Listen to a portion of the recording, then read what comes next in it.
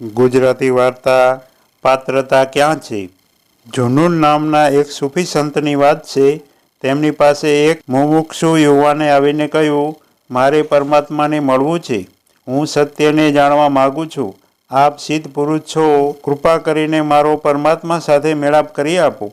તે માટે તમે કહો તે સાધના કરવા હું તૈયાર છું. જુનૂને તેમના મોટા જબ્બાના ખીચામાંથી હાથ નાખીને એક પથ્થર કાઢીને યુવાનના હાથમાં આપતા કહ્યું, લે આ તારી સાધનાનું પ્રથમ ચરણ છે.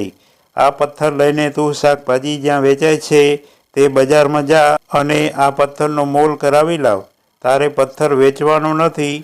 પથ્થર વેચીને આવ્યો તો પછી તું એ નહીં અને તારો ભગવાન સાથે મેળાપે નહીં. આ મુમુક્ષ યુવાન શાકભાજી વેચાતા હતા ત્યાં સબ્જી મંડીમાં ગયો. ત્યાં જઈને તેણે 2-4 વેપારીઓને પથ્થર બતાવીને વેચવાની તૈયારી બતાવી. કેટલાકે તો તેની સાથે વાતે ન કરી અને તેને ધક્કો મારી દૂર હડસેલી દીધો. છેવટે સબ્જી મંડીની બહાર રસ્તા ઉપર શાક વેચવા બેઠેલો એક જણ માંડ તૈયાર થયો અને તેણે 2 રૂપિયા આપવાની તૈયારી બતાવી. તેણે કહ્યું, આમ તો આ સાપેલું કાટલું નથી, તેથી ઝાઝું ખપ ન આવે, પણ મારે અહીં ચાલ્યું જશે અને જો નહીં ચાલે તો ઘરે છોકરા રમશે. આમ પથ્થર દેખાય છે સારો, પણ કામનો શું? યુવાને આવીને સંતને બધી વાત કરતાં કહ્યું, મોટી મંડીમાં તો કોઈ આ પથ્થર લેવા જ તૈયાર ન હતું. બહાર બેઠેલો એક ફેરીઓ માંડ રૂપિયો આપવા તૈયાર થયો. ફકીરે કહ્યું, હવે તું સોના ચાંદીની જ્યાં લેવડ દેવડ થાય છે ત્યાં ચોકસી બજારમાં જા અને પથ્થરની કિંમત કઢાવી લાવ. યુવાન ચોકસી બજારમાં આમ તેમ ફર્યો. સૌને પથ્થર ગમ્યો ખરો, પણ તેમાં કસ ન લાગતા કોઈ એકદમ લેવા તૈયાર ન થયું. છેવટે એક ચોકસીએ થોડી તપ્તરતા બતાવતા કહ્યું, પથ્થર છે મજાનો, ચમકે છે સારો, પણ કસ નથી બેસતો.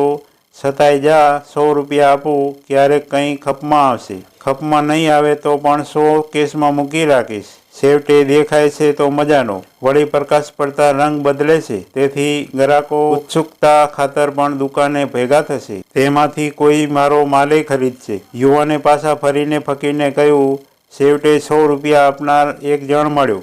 તેણે કહ્યું, પથ્થર કામનો તો નથી લાગતો, પણ દેખાવ સારો છે એટલે શોકેસમાં મૂકવા માટે રાખી લઉં. સૂફી સંતે કહ્યું, જા હવે ઝવેરીઓના બજારમાં જા અને ત્યાં તેની કિંમત કરાવી આવ. પણ ધ્યાન રાખજે, તારે પથ્થર કોઈ સંજોગોમાં વેચવાનો નથી. હા, વેચવાની તૈયારી બતાવજે, પણ કોઈને પથ્થર આપીશ નહીં. વધારેમાં વધારે કેટલો ભાવ મળે છે તે જાણી લાવ. યુવાનના મોં ઉપર કંટાળો આવ્યો. તેને થયું કે ભગવાન અને આ પથ્થરને વળી શો સંબંધ? પણ સાંઈ ભાવ ઘટાવા માંડ્યા છે એટલે જપશે નહીં. મારે ભગવાનનો મેળાપ કરવો છે અને તે પહોંચેલા લાગે છે એટલે તેમને ખુશ રાખ્યા વગર છૂટકો નથી. અને આમ વિચારતો તે ઝવેરી બજારમાં ગયો. ઝવેરી બજારમાં યુવાનને જુદો જ અનુભવ થયો. જેને તે પથ્થર બતાવે તે રસથી તેને જુએ, આમ તેમ હાથમાં ફેરવીને જુએ, સાયડામાં જુએ તો સૂરજના તડકામાં જુએ. 1-2 જણે કહ્યું, જો તારે ખરેખર વેચવો હોય તો લાખ આપી દઉં, બોલ શું વિચાર છે? યુવાને કહ્યું, આ પથ્થર છે સાંઈનો, હમણાં તેમની પરવાનગી લઈને આવ્યો જ સમજો. ફકીર પાસે આવીને યુવાને કહ્યું, સાંઈ લાખ આપે છે, ખોટા નથી, માની જાઓ તો હમણાં રોકડા લઈને આવી જાઉં. ફકીરે કહ્યું, મેં તને કહેલું જ છે કે આ પથ્થર વેચવાનો નથી, તેની કિંમત લાખો રૂપિયાની છે. 100 પડ્યો મારી પાસે. મેં તને એ સમજવા માટે જ બજારમાં મોકલ્યો હતો કે હીરાના મૂલ્ય તો ઝવેરી જ કરી શકે, જ્યારે પરમાત્મા તો અમૂલ્ય છે.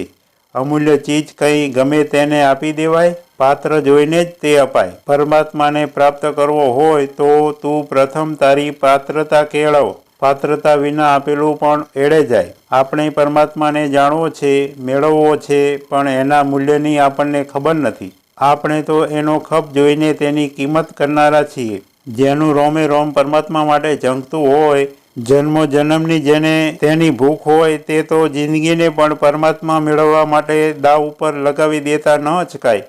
બાકી પરમાત્મા એમ રસ્તામાં પડ્યો છે કે તે સહેજમાં મળી જાય. મિત્રો, દરરોજ નવી વાર્તા સાંભળવા માટે સબસ્ક્રાઈબ કરો, શેર કરો. ધન્યવાદ. જય હિન્દ, જય ભારત.